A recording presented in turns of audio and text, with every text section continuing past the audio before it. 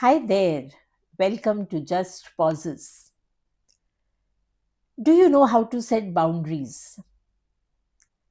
And then do you live by the boundaries you have set?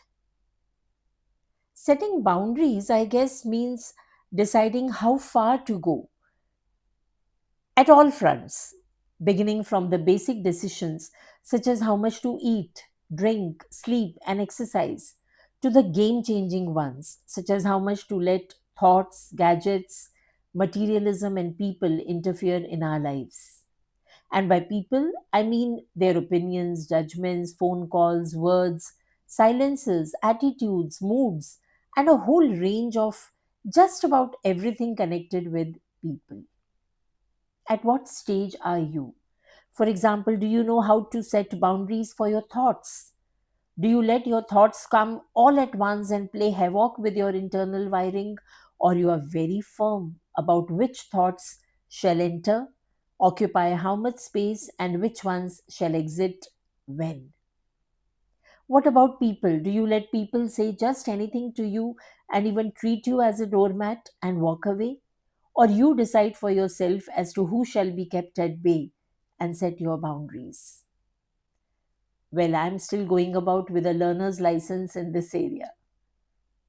While it is good to build boundaries, one should also know when to remove them and relax. Don't you agree? Let's see if this story can make us all take a pause. Once upon a time, there lived two friends in a very tiny coastal village, which was quite isolated and thinly populated. The two boys spent their days going to school for a few hours and then swimming, fishing, playing football, and learning to make boats from their elders. The only place where they could play ball was a patch of land high above the sea, which formed a stiff cliff of black rock. There was also a lighthouse on the cliff. Since they got time only in the late evenings to play ball, they had to play cautiously on the cliff. There was always the fear of falling down. But they were so used to the patch of land and had formed a sort of mental boundary for themselves that beyond that they did not push each other or their ball.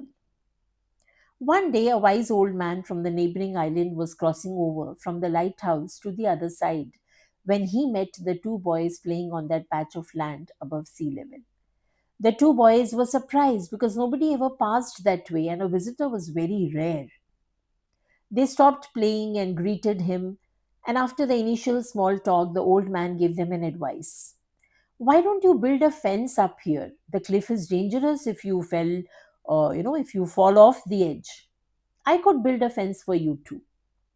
The two boys smiled and looked at each other. One of them spoke up. Thank you so much for the offer, but we do not like fences because a fence will be a barrier. No one shall be able to pass this way then. We will not get to meet any traveler or passerby such as we have met you today. And we shall never get to listen to interesting stories of the world outside. The wise old man smiled at them both, narrated a few stories of his travels, and said goodbye. For some days thereafter, the weather turned stormy and it rained heavily. The two friends could not venture out to play ball. After about a week, when they went up to the steep cliff, they saw that a fence had been erected there. It was a great solid fence that ran along the cliff's edge. The two boys could not believe it that despite they clearly saying that they didn't like fences, that that old man must have erected the fence. They were furious. After a while, they started playing. Initially, they were cautious as before and played with their mental boundaries and avoided going to the edges of the cliff. But then slowly they began to run and throw the ball freely since there was a fence now. Because they didn't have to be afraid of going near the edges, they got fully immersed in the game and enjoyed it more than ever before. There was no danger now, and they could play up to their full capabilities. Their game improved as a result. All of a sudden, midway through their game, they saw a traveler standing there and watching them play. They were astonished. They went up to him. One of the two boys asked, Hello there, how did you come here? How could you cross the fence? The traveler said, Hello to you too. Don't you know there is a gate as well? I came through the gate along the fence on the path here. Now, if you let me play for a while with you both, I can tell you some interesting stories of my journeys across distant lands in exchange. Are you game for it? The story ends here, but a pause must follow. Boundaries can do a lot. They can keep certain people out, certain dangerous attitudes and habits out, so that we can live carefree. But we must also know for whom to open the gate and let them in. Thank you.